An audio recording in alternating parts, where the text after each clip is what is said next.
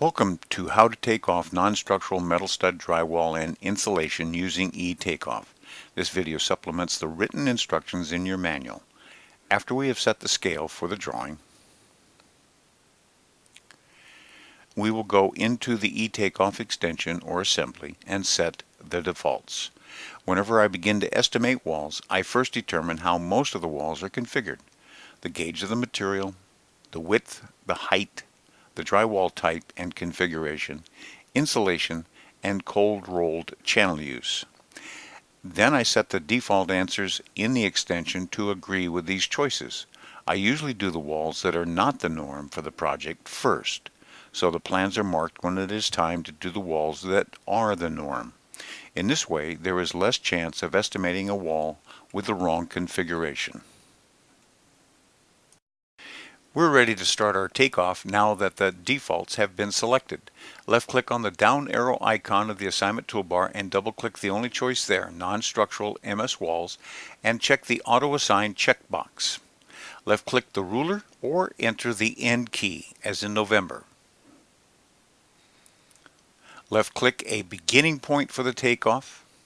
Left-click any intersecting points, adding a stud with each click, and continue to the end.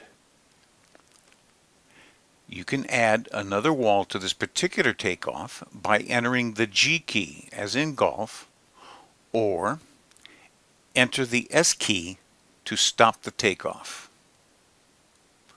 Notice the cursor icon changes. By entering the end key again, you start another takeoff with the same defaults.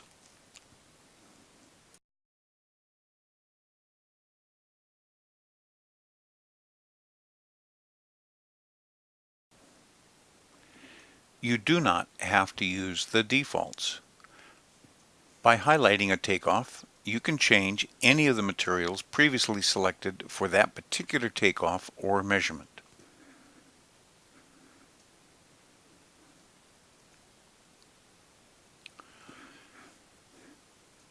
Takeoff tracks all these changes on the fly, and you can return to each of your takeoffs later to modify them if you wish or conditions require a change.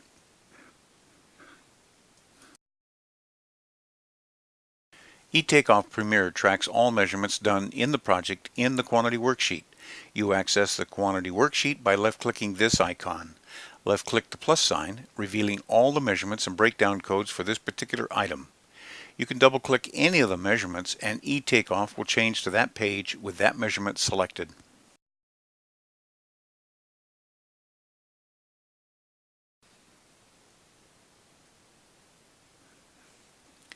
In the Excel sheet with the project set to the current project, I can view the current results of the project when the Excel workbook was opened.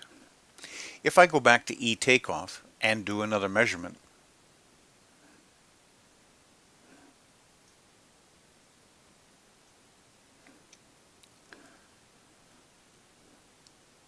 I can return to the Excel worksheet and do a refresh, and the Excel worksheet now reflects exactly where my takeoff stands.